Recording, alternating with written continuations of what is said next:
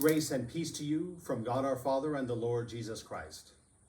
That's one of the most traditional greetings, and you hear it in Philippians, Galatians, and Colossians, and in 2 Corinthians, among other places. Grace and peace to you. These messages were often being written to communities in upheaval and uncertainty, and this message, grace and peace, resonates to us in our own day. Grace and peace to you. We don't know where this pandemic is going or how it's going to unfold over the coming weeks, months, and maybe even years. That's a sobering thought, and one that I'll admit gives me some sleepless nights. From the beginning of this pandemic, we wanted to take care of first things first. How would we worship together? What would daily prayer look like? How would we connect with one another and with our wider community? How would we care for one another and those in pastoral need? Through a range of tools and volunteer efforts, we've made strides in continuing to build and connect the community in these times.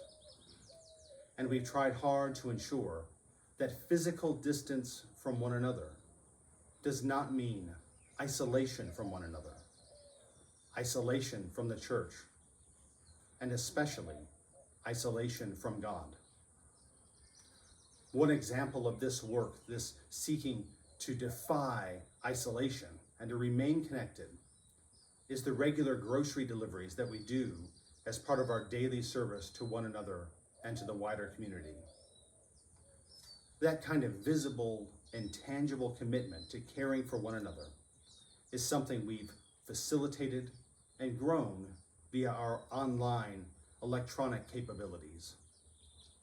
In recent years, we've made investments in our online capabilities that are paying off now. The Daily Bread, for example, is one small example. You can start your day in these times with words of prayer, words of reflection, words of faith, words of, I hope, wisdom, to help center yourself in these unsettling days. As the pandemic began, we moved quickly to having services on Sundays online. We had about 2 weeks notice and had to figure out how to do Holy Week and Easter all online.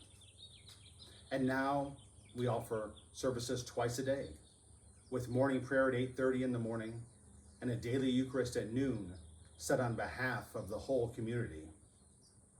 We have wrestled with the technological challenges of doing all of these, and especially with the technological challenges that come from making the Sunday service available with a minimal number of technological glitches and disruptions.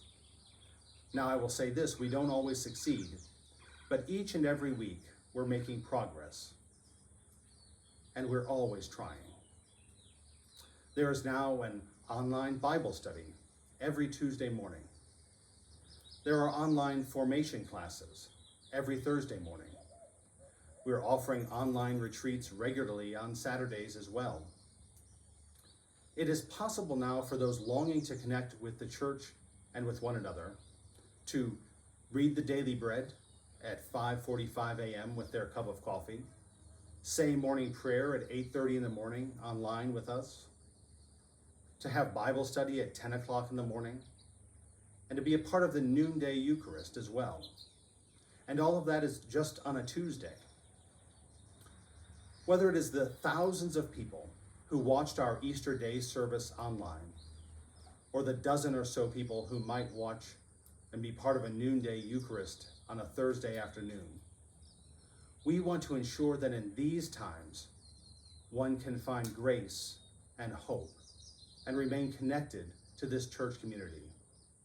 Now, whether you're one of the families that gives regularly to the church and is part of activities every day, or you're one of the 1,700 families, strangers, whose medical debt we have helped to relieve, we want everyone to know that in these times, the church is not closed. The church is on deployment. We are deployed doing the work of the gospel each and every day. As I said from the beginning of this pandemic, we have striven to put the most important things first. We've wanted to make sure that we knew how we were going to worship and pray and care and serve together in these days when so much has moved online. And now we arrive at the second step, supporting that work, supporting those first things. I will say this, it is never easy to ask for money. With this much economic uncertainty and national upheaval, I'm especially aware of how fragile each of us feels. And let me be clear, if you cannot give one more penny to the church because of your changing or challenging circumstances, then I hope you will continue to pray and work in so many other ways to support our life together. If you are able to give, whether it's each Sunday online as part of the service, or by sending a gift as you are able, I hope that you will consider doing so. The church always lives by faith, and the church always continues to grow and serve by believing in the generosity of her members to provide for our common life. This is how it's been since the very beginning of the church, when Jesus went around serving and was relying on the benefactors he had around him to make that work happen. Now, we have made several cost-cutting measures, taken several cost-cutting steps to reduce the ongoing financial needs of the parish. What we have not done is cut hours or slash benefits. Our intent is to take care of our people. Until now, in the course of this pandemic, we've put off talking about money because I wanted all of our energy to be focused on making worship, prayer, formation, connection, and service happen in new ways, or continue in all the ways that we could possibly make them happen.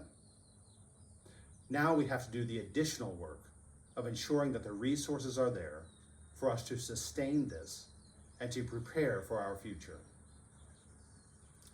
I began with that simple greeting, grace and peace to you from God our Father and the Lord Jesus Christ.